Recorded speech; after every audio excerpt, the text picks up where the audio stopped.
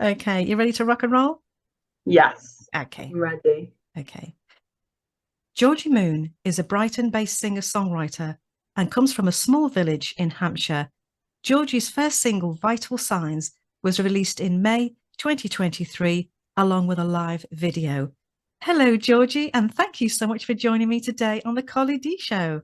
Hello, thanks for having me. Thank you. In 2018, you were studying in Brighton. What started your musical career?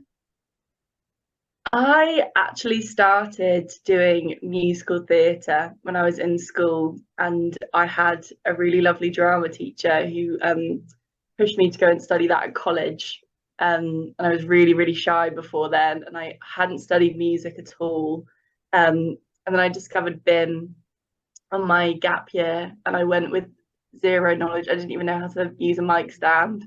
I went in completely throwing myself in at the deep end, but it was absolutely brilliant for me because I learned everything very quickly and was just surrounded by other musicians all day, every day, and I met some really great people through them who I still use today for my music. So yeah, that's how I ended up there. Oh, and you explored different genres, didn't you? And you really found your feet. And it became clear that you wanted to start making neo soul music, which to me is quite new, actually. And this has evolved into a more poppy, folky sound. And that's how you've developed your musical style. Um, so, was it the collaboration with all these different artists that you listened to different types of music and that you were able to try and see where your voice fitted, I suppose, to different styles of music? Yeah, I mean, when in first year I actually started off in a funk and soul band. It was like a 10-piece band with a horn section, and it really pushed my voice. I'd never really sung like that before. I used to sing a lot of soul when I was younger, but I was sort of forced to learn a lot of a lot of stuff very quickly. Not forced, it was obviously really fun. But and then yeah, the more time I spent at uni, the more there were in my year there were a lot of other girls making neo soul music, and I wasn't making music at that time. I started making music properly in my second year. So I always found them really, really inspiring. But I remember my first year at uni, it was like a lot of male bands, a lot of like post-punk rock bands, things like that. So I sort of struggled to find my feet at first, but I feel like I've got a really good team around me now and a great band. And my producer is also my guitarist who I make music with, and um, we have very similar like inspirations and tastes. So I feel like I found my feet now. But yeah, I definitely hopped around a lot at the start. And when I was making music, I was making music with my old bassist. I would say to him like, "Oh, I want it to sound like this song," and I'd sort of come up with a completely different thing. And I don't think I really knew what I was talking about, but I knew what I was passionate about, and I was passionate about. I knew what I wanted to make stuff that I like to listen to. Yes. Um, I think I was just still a little bit confused. So I'm still learning now, but yeah, I'm so proud of the single, and I feel like that's a really good representation of me and all the stuff that I've sort of gone through to get to where I am now, because I feel like this single is a real mishmash of genres. Yeah. Tell me about the band, because I wasn't really sure whether you're a solo artist initially, and then you've joined a band. Tell me about the band that you're with and who they are and what their roles are in the band. Yeah, so it's all quite new, really. My first gig with them is at the end of this month. Um, but yeah, Adrian is my guitarist who is sort of like my musical director as well. And he produces all the stuff, and I will like bring a song to him in its sort of rawest form. So I write on guitar, not very well, but then I'll take it to him and he'll make it a lot better, and we'll do everything together from like the guitar, the bass, all the BVs, and basically hash everything out together. And then the rest of the band are all just my friends, really. Yes. Um, I was sort of I got given this gig a couple of weeks ago, and I thought, right, that's my deadline to get my live show together by, because I hadn't really been gigging with a full band since uni. Yeah. I was just doing it me and my guitarist acoustic shows, which the songs really suited. I really like how they sound stripped down, but they're so much better with a live band now. So we've got 2 guitars, drums, bass, and keys, and I'm actually recording in the studio in about a week's time. I've got my friend playing harp. Yes. We've got on trumpet and violin, and hopefully a double bass. So my network is widening, but I love it because they're all my friends. Like 2 of them are my housemates that I live with, which is really lovely. Yes. So yeah, I'm really excited for the gig because we're all just mates, and they're all really talented as well. Which is Yeah, of course. And I was going to ask who your musical influences are, past and present. Yeah, I mean, present. I mean, still now, like Amy Winehouse is probably my top musical inspiration. I'm all day today, but a lot of my stuff is very much, when I started writing, I was listening to a lot of Joy Cripps and Ellie Ingram. I absolutely love Olivia Dean. So yeah, a lot of these like female artists that I really relate to, and I take a lot of inspiration from them. But growing up, my mum was my main musical inspiration. Like every day, my early memories of music were in the car on the way to school with her, and she absolutely adored like Elvis and David Bowie and Rod Stewart. So she introduced me to all of those people. And then as I got a little bit older, I would just copy everything my sister listened to. Yes. She would absolutely hate it. She'd ban me from singing any songs that she liked in the house. But she introduced me to loads of hip hop and R&B and a lot of really cool indie music. Yeah. So I think a lot of the reason I make music is honestly because of her, because she introduced me to so much cool stuff. And she used to sing as well, but she's a nurse now, so she's just not cool, but she's my number one fan. But yeah, and I did a lot of musical theatre when I was younger, so that was sort of what got me into performing. So I've definitely got a lot of genres that I like to listen to. Yeah, because they're coming together now, aren't they? And if you could collaborate with an artist, what qualities would they bring to your musical journey? Oh gosh, that's a great question. I would love to collaborate with someone who would push me out of my boundaries a little bit, who hopefully I could bring something to their table and they could bring something to mine. But yeah, someone like Olivia Dean or Ellie Ingram or Halia, someone like that to collaborate with would be amazing. So fingers crossed, maybe one day. But yeah, just someone like that, probably a female artist like that would be amazing. I feel like 10-year-old me would be screaming. Yeah. Yeah. And your single Vital Signs, you managed to secure national UK radio play and 6 plays on amazing radio in the USA. How did that make you feel, getting your music played on national radio stations in the UK and also America? It was amazing.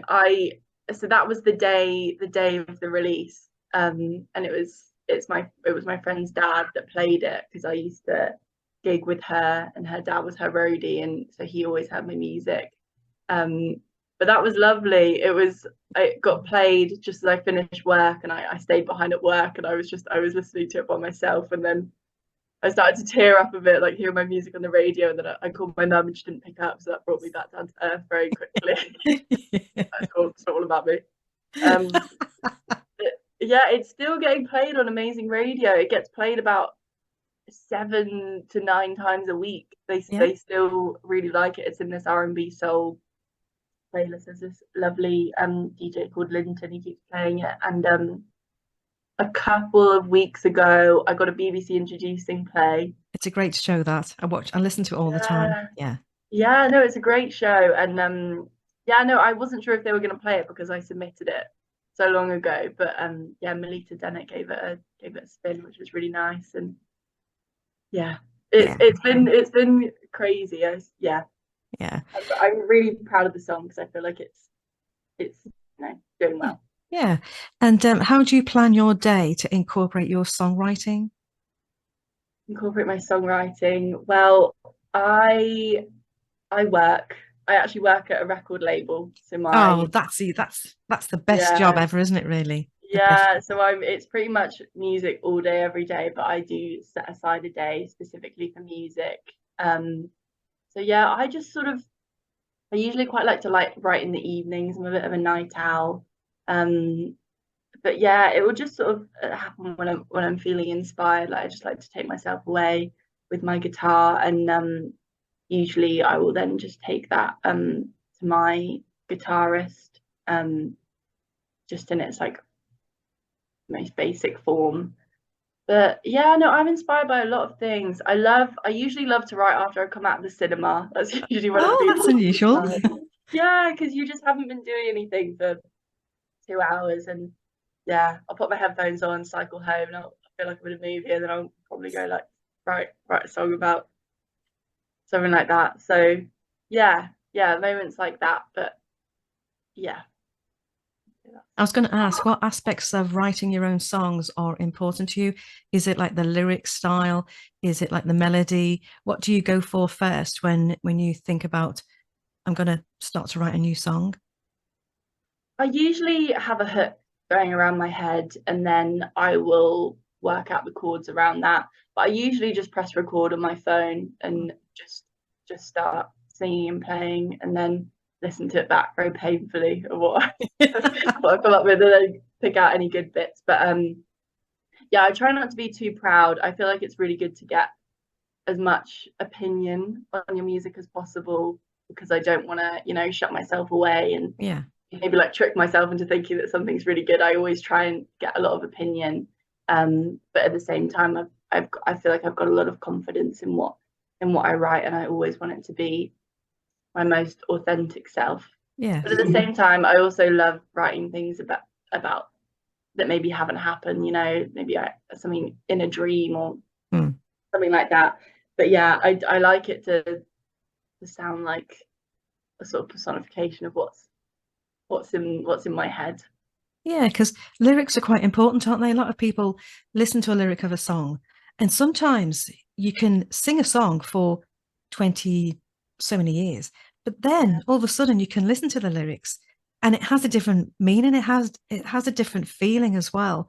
And it's quite nice to know that someone's singing your lyrics and all of a sudden they might be feeling, in a different way, or they might want to be on their own. And then all of a sudden you put your track on and it's like, oh yeah, I sort of resonate with that. That's me. And that's quite nice, isn't it? When you hear, feedback from people who sort of give you something a little bit special, don't they? Because they say, yeah, it's part of me, or that does resonate with me. And it's quite nice, isn't it, when people come back and give you good feedback? Have you had that? Have you had different styles of feedback for your music? Yeah. I mean, it was really nice to hear my friends' opinions, and just having them all listen to it for the first time, and like seeing like all these people that maybe I knew from like years ago, like putting it in their playlist on Spotify, Yes. like that. But yeah, I like to hear like what my friends take from the song and their favorite lyrics. But yeah, I love that it resonates with different people, and people like have a different spin on the song. And I love that it's still sort of fun if you don't really want to listen to the lyrics. I think it's still a really fun song. Yeah. Yeah. Yeah. Yeah. And you've got three more singles out in the pipeline. You're going to plan to release an EP by the end of the year. Is that coming along quite well? Yes, that is the plan. Yeah, so obviously you're getting the live show together at the moment, and I've got 2 videos coming out this week. And yeah, so 3 more singles. I'm not sure which one's coming first yet. I haven't decided, but I love them all. I Yeah. love them equally. Yeah. Yeah, they're all ones that I wrote quite a while ago, Okay. that have really snowballed and come a long way. So they're very dear to me. Oh. But yeah. Yeah. So which songs have you released so far? Because I know that they're on the Apple streaming platforms and Spotify as well. So how many songs have you got there at the moment? Because I know that the first track, Vital Signs, has got about 1,000 plays, isn't it? And I've added myself to your Spotify. So I'm another follower, you see? Oh, thank you. It's Vital Signs is my debut single, so Yeah. that is the first one, the first stuff out into the world. Um, yeah, that's the only one at the moment, and I'm itching to release more now. Yeah. But yeah, it was such a relief after I released that because I'd written it so long ago. Yes, yeah. As soon as I did it, it was like a weight off my shoulders. Yeah, and I feel like people sort of get it a bit more now. You don't have to sort of explain your music as much when someone just. Yeah. And have you got any, like say you've got a gig coming up, have you got anything coming up in the summer, any gigs, or you're just going to focus on releasing your music and writing your music? What have you got coming on going forward so people can either see you live in the near future? Yeah, so it's June 29th at Green Door. That is the one in the pipeline right now. But I plan for a lot more gigs this summer. My friend and I are actually setting up a promotions company ourselves Oh, in wow. Brighton. Yeah, us two girls. So um she makes music as well. So we're planning to promote our friends and our own music, of course, as well. But yeah, so now that I've got the live show together, I really want to do a lot more gigs, but also some like acoustic ones as well, like me and Adrian used to do. So yeah, big plans, and yeah, back in the studio in a week to. Yeah. And for more information, you've got Facebook, Georgie Moon, Instagram, Georgie Moon _music, YouTube, Georgie Moon. So check out the video there. TikTok at Georgie Moon _music. And as you said earlier, you can go on the streaming platforms, Apple and Spotify. And I would just like to say, Georgie Moon, it's been so wonderful to speak to you today on the Collie D Show. And I will start listening to your music, and I can't wait for the listeners to hear Vital Signs, and also just to follow your journey really, and just to be part of it, because it's quite exciting, and there's a lot of work going forward, and you've got a new EP out coming on later on in the year, and it seems an exciting time for him. So I'm very, very happy. And I'm so glad that I've spoken to you today, and so thank you so much indeed for just taking the time out, very busy schedule, just to speak to the Collie D Show today. Thank you so much. Thank you for being my first proper radio interview. I really appreciate it. Thank you.